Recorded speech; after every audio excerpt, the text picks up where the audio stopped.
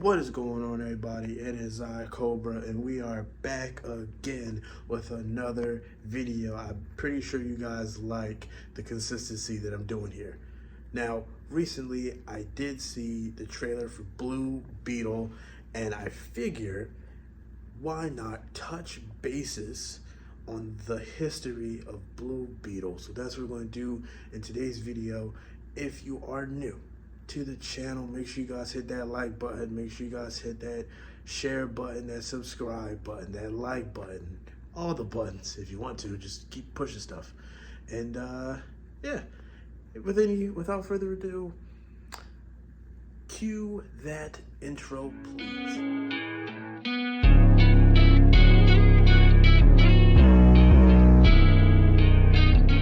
With Blue Beetle coming out August 18th, this movie is looking towards teenagers. Actually, looking towards teenagers. That's why in this particular movie, it's a teenager. This particular character is the third Blue Beetle. The other two, we'll get to them in a second, but just know they are dead, and I will touch bases on them, but we're going to start off with the original Blue Beetle. Dan Garrett, or Daniel Garrett, debuted in Mystery Men comic number 1 in 1939.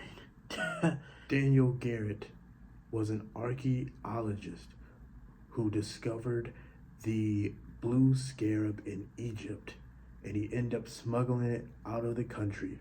And with that scarab, he would gain superpowers and fight crime. Daniel Garrett would also end up teaming up with Christopher Smith, aka Peacemaker, once, just once. Dan Garrett was also a professor who taught archaeology, and one of his students would end up becoming the second Blue Beetle by the name of Theodore Cord. Ted Cord, or Theodore Cord, would make his debut in Captain Atom number 83, dating back November 10th, 1966. Growing up, Ted Cord was a bright student in college, receiving degrees in physics, English literature, and theoretical mathematics. When Ted's uncle, Jarvis Cord, made an attempt to take over the world, Ted went out to stop him in the only way possible. He needed a little help. Who did he get? His archaeology teacher, Dan Garrett, the first Blue Beetle. But unfortunately, during the adventure, Dan Garrett actually ended up getting fatally injured and asked Ted Cord to take over as the Blue Beetle. Now with Ted Cord taking over the legacy of the Blue Beetle, there was a slight problem. The blue scarab that the former Blue Beetle used, Daniel Garrett, when he used the scarab, it worked, it transformed him, gave him superpowers, the whole 9 yards. In this case, it didn't work for Ted. So instead, he designed his own costume and his own weapons. Ted would go on and train himself to physical peak. In this case, think of it as more so another version of Batman. He made his own costume, made his own weapons, got into great shape just to fight crime. But unfortunately, because he made his own costume and weapons and wasn't protected by the scarab, just like the first Blue Beetle, he was still human. He could still be hurt. He could still be injured. And it was only just a gunshot wound that would end his life. Ted would set out to investigate a shipment of stolen kryptonite from his warehouse, the Cord Omniversal Warehouse.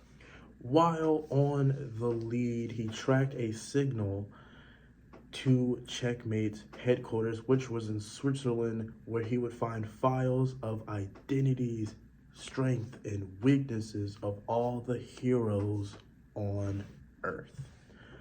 Ted would go on and confront the mastermind behind Checkmate, and it would end up being his one-time friend, Max Lord, aka Black King.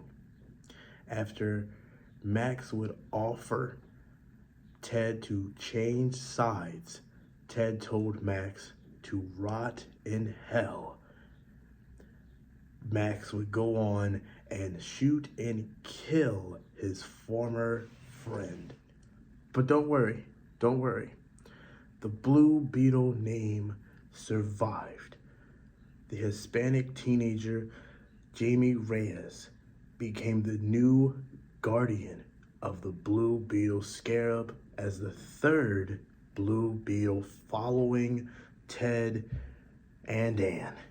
The first is Jamie Reyes, the third Blue Beetle, would debut in Infinity Crisis number 3 in February of 2006.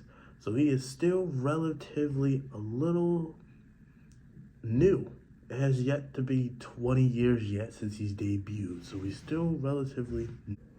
Jamie was a normal high school student from El Paso, Texas. Jamie would discover the Scarab on his way home from school with his best friends Brenda and Paco. Now Jamie would go on and take the Scarab home, thinking it would be nothing, and it would end up coming alive. Yes, the Scarab would come alive and insert itself to the base of Jamie's spine. Now he would end up meeting Batman to take down a serious enemy, and that would lead him into the Justice League. And then he would also become a member of the Teen Titans, being as though he is a teenager. But I'm not going to say very, very much more. Did you guys enjoy today's video? It took me forever to actually get this video done for you guys, and this was something that I wanted to work on before the actual movie comes out. Of course, the movie does come out